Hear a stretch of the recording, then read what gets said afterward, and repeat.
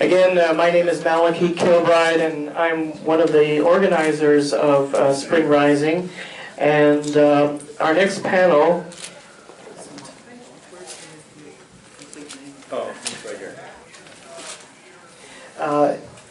End These Endless Wars, a perspective from veterans and military families.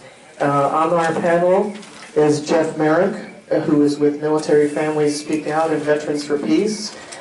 Michael McPherson, the Executive Director of Veterans for Peace.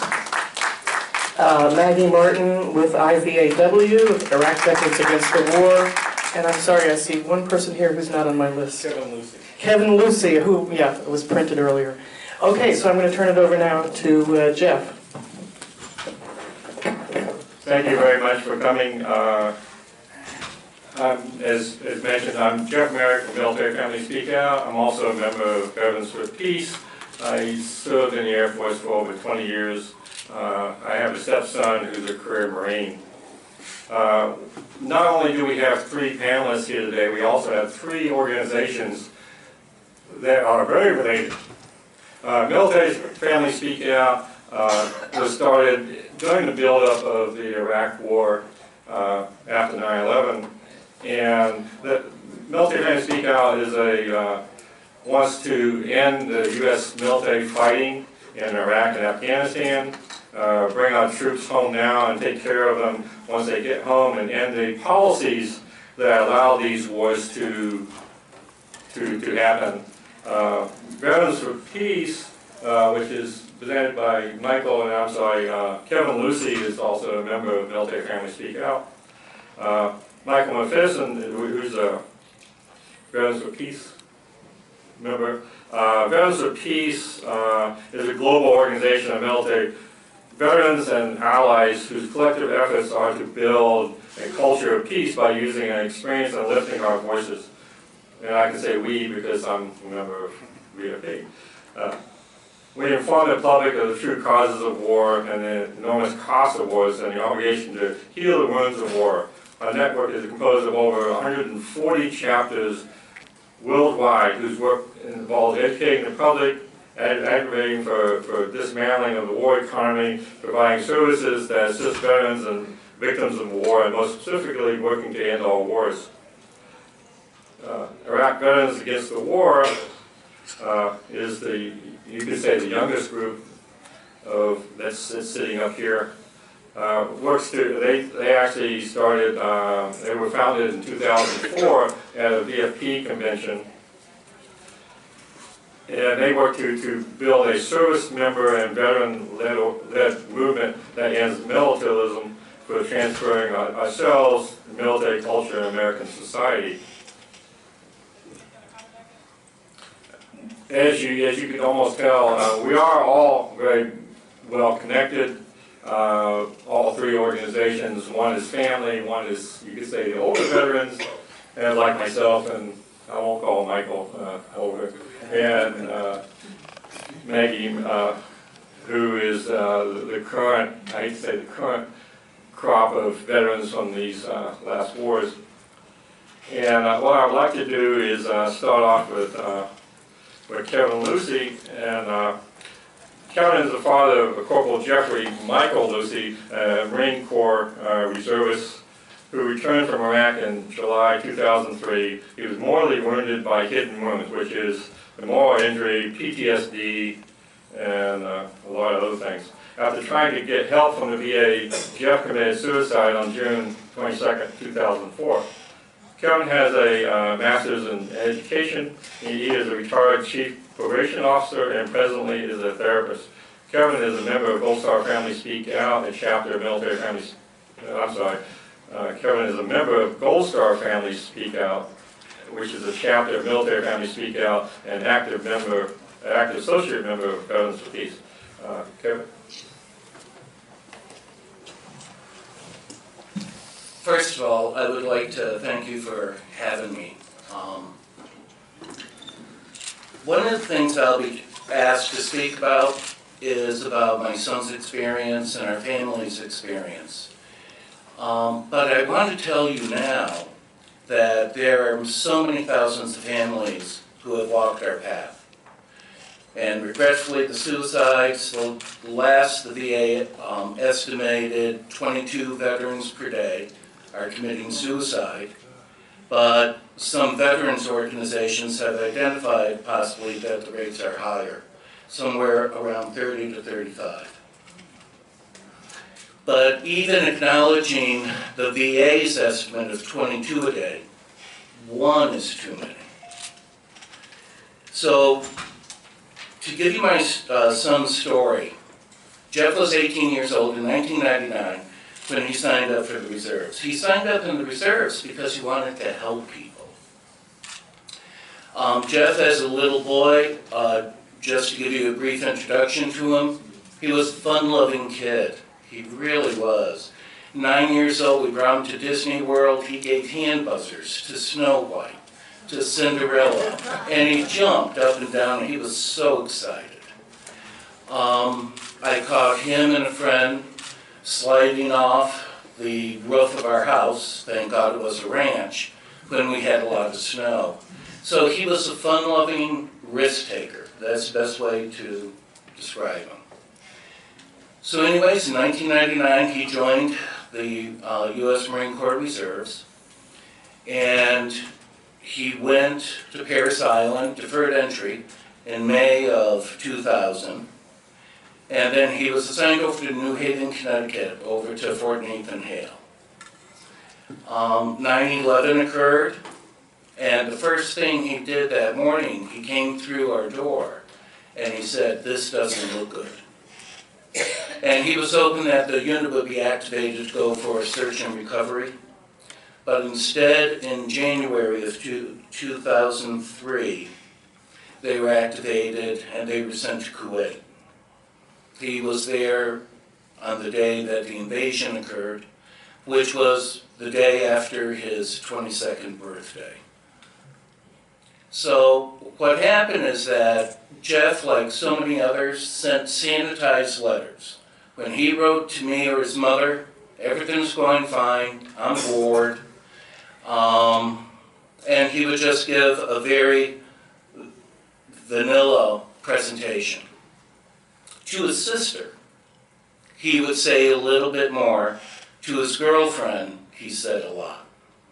But his girlfriend kept a lot of that knowledge away from us because she didn't want to worry her mother. Jeff was gone for about 6 months. He came back on July 13th, 2003. 3 weeks before Jeff returned, his mother had a stroke. It was a mild stroke. She had a tremendous headache. They couldn't figure out what was happening. We brought her in for an MRI, and they said, "You have a stroke." So we were under orders immediately never to share that knowledge with our son. Jeff came back. He looked wonderful. He was tanned. He had lost a little bit of weight, and he was smiling. We did notice during the intervening weeks that he had been drinking more. But the Marines had told us, one of the things you've got to give is time for adjustment, readjustment. And so we wrote it off.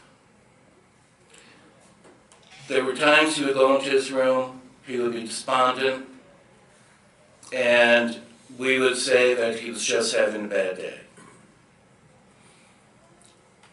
Then I think that the first event that really brought us to awareness was Christmas Eve of 2003. We had always, as a tradition, gone to his grandparents. And Jeff, for the first time ever, said, "No, I don't want to go." And his sister sort of tried to pressure him into it, but he insisted they not go. So we said, fine. Debbie came back, though. His youngest sister came back before we did and found him in the kitchen crying. Now, Jeff was wearing a pair of dog tags. We never noticed that he had 4 dog tags on. But for the first time, he had taken off those dog tags, tossed them at his sister and said, your brother's nothing more than a murderer. Debbie didn't know what to do. And she responded, no, you're my brother. What happened is that Debbie was able to sneak off, called us. We came home immediately. Jeff didn't want to talk about anything. And so what we did, we just faded in the background, let him have his peace. Next day, he was fine. There was nothing. And whenever I tried to approach him talking about it, he would say, didn't want to. The next significant event occurred on March 18th. First of all, that was his 23rd birthday. It was also the anniversary of the war, and it was school vacation, spring break. He and his girlfriend were planning to go up to Vermont. They had a huge, massive fight, and all he did was sit back in our home and was totally despondent, depressed. We tried to get him up to the VA. See, I was really stupid. I thought that we would be delivering him into the arms of the angels. Didn't turn out that way.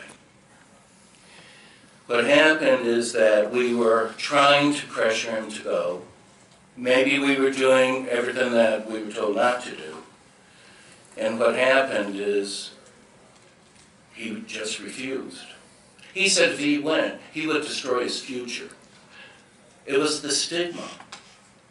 And Jeff was one of the first ones to die like he did, because this was back in 2004. He had signed up to be a state trooper. In fact, a year after he died, he was accepted into the state troopers class. So we dropped the letter of acceptance off at his grave. What happened is that we tried to make deals with him. We tried to get him to go self-motivated. He wouldn't. Finally, on the anniversary, it was Memorial Day weekend, May 28th, 2004. We finally got him to go up to the VA. But regretfully, he was sober at 1 o'clock in the afternoon. By 3 o'clock, he was incapacitated. He was drunk. So his girlfriend and I got him into the car. We drove him up to the VA.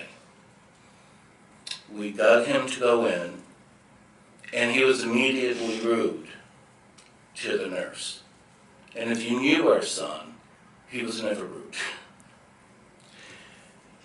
But right then and there was a Marine nurse that stepped in and said, either, I forgot the exact quote, and there's some words I wouldn't use in here right now, but he said either shape up or get the hell out. Jeff liked that approach. It was a fellow Marine from Vietnam, and immediately Jeff and he bonded. So we got there at 4, 7 o'clock, he was given a breathalyzer. Now here was a young man. I knew he was impaired, but he was talking, not slurring his words, and he blew .324 on the breathalyzer. So finally the psychologist came out and said, no, he's refusing to stay. And we finally had to involuntarily commit him. When he came out of the psychiatrist's office, he bolted out the front door. And one of the things, and this is what I really emphasize to parents when they call us, don't watch what happens. The federal police went running out the door, they tackled him. And then they got him in a hold and they brought him upstairs forcibly. At that point, I can tell you, I felt like a total failure. He stayed there for 3.5 days. He became discharged. Despite, and we have the VA's records, despite him saying he had 3 ways to kill himself: suffocation, hanging, overdose. Despite his telling them he bought a hose, despite all that, they discharged him. Nobody informed us.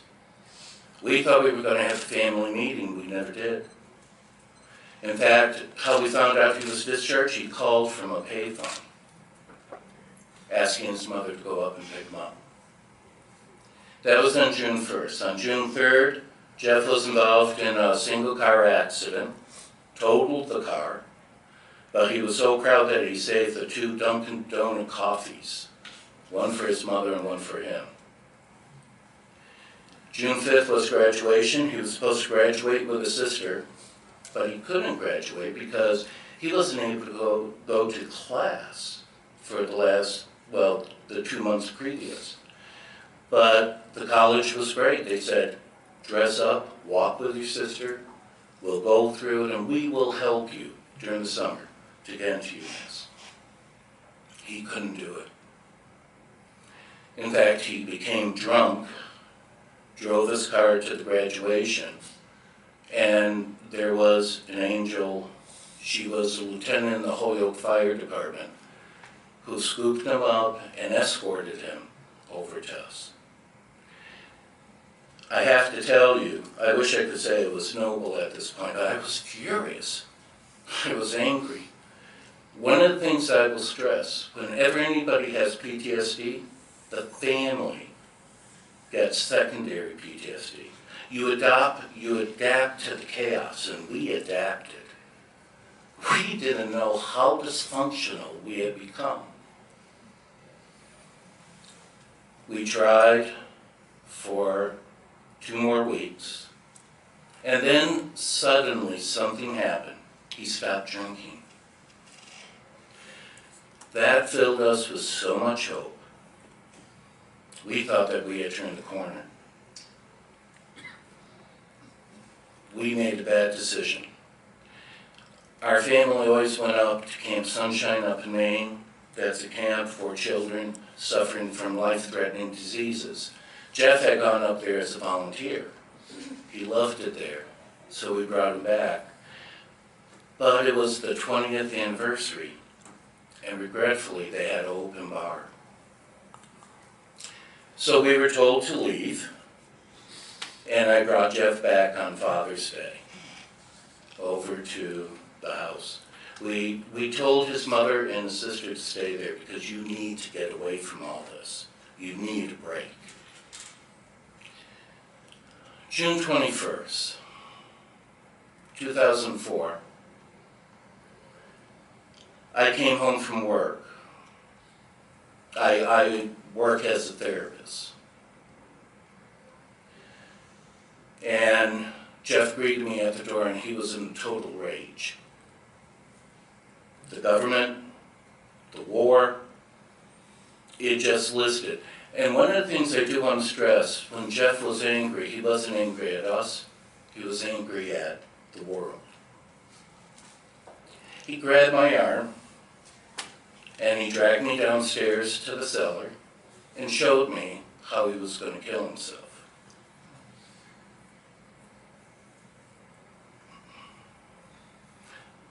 Here I was, a professional, and I didn't know what the hell to do.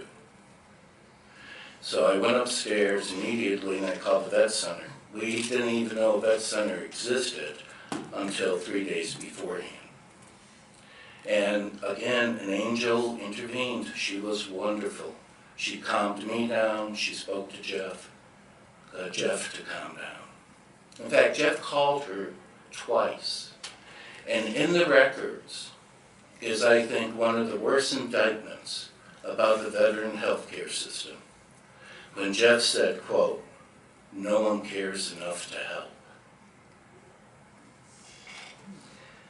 Later that evening, about 11:15, Jeff came into the front room, and for the second time within a couple of weeks, he asked if he could sit in my lap, just like he always used to when he was a little boy. It was refuge. I felt a little bit awkward, I'll be honest with you. He was 6 feet. But he sat in my lap and we rocked for about 45 minutes, didn't say a word. And then what happened is that he went to bed. Now during all this time, we were scared. We didn't know what Jeff was going to do. So everybody was sleep deprived, frustrated, powerless. And then finally, about 2 o'clock, I went to bed, and then I made the decision to go to work. I thought that Jeff, by sitting in my lap, was turning the corner. I didn't know he was trying to say goodbye. Came home that evening, and I saw the TV on. I was speaking to his mother over the phone, and I said, he's got to be using the fireplace as an ashtray. That's what he would do. He would lay down there and he would smoke, watch TV. He wasn't there. I went through the house, and one of the things that I noted, because now we knew the symbolism of the dog tags, for the second time, he had taken off the dog tags, but he had laid down his bed. And he still wasn't around. And then I went by the cellar door. It was open, partially. And I saw that there was a collection of pictures on the floor. And so I went downstairs, and my focus was on the collection of pictures. I didn't notice him hanging. I ran over when I did, and he was in my lap for the last time as I took the hose that nobody told us about from around his neck. The reason we share this is because there are too many veterans doing that to themselves day after day after day. I have heard Bush establish a commission to study it. We have heard Obama establish commissions to study. Studies, our own personal opinion, is a delaying tactic. That's all it is. Wait until it blows over. It's way beyond the time of study. And one of the most important things that we emphasize is that people have to do things. When families call us, and they started calling us back in 2005 up until now, we tell them, number one, contact a reporter first. Try to get a reporter involved in the story immediately. Then have the reporter contact your congressman. Because then we can see things happen at a much quicker rate. Jeff shouldn't have died. Thousands of people should not have died. One of the things that I believe would help, and we have stated this, we went with Michael and others to the White House, and we shared this. First of all, they've got to legitimize the psychological wounds of war. Admiral Mullen himself, when he was chairman of Chiefs of Staff, or the Chief of Joint, yeah, something like that. Anyways, what happened is he said this was going to be the cost, this was going to be the signature wound of these conflicts.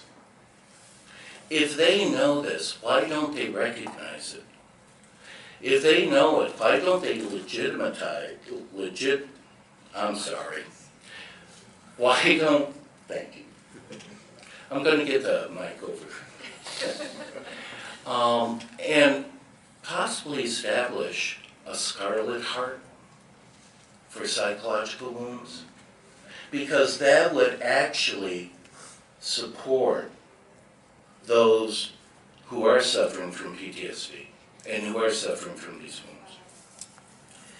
And the other thing is that we want, the primary prevention is, of course, having no war. And we would love, and I know this is fantasy, but we would love that a policy come up that no war could be established until the healthcare system for the veterans would be fully funded and would be the most efficient, responsive system on earth. You know and I know there would never be a war because they wouldn't do it. And what really bothers us is Congress has known about this. We offered to go to Congress, and the party that was in power didn't want us to testify. But one of the things is Congress has not really recognized this problem. They don't want to prioritize it. So this is where we need all your help. If you want to save your children, your grandchildren, from these future conflicts, you have to get involved now. For Jeff, it's too late. But there are so many Jeffreys out there. Thank you.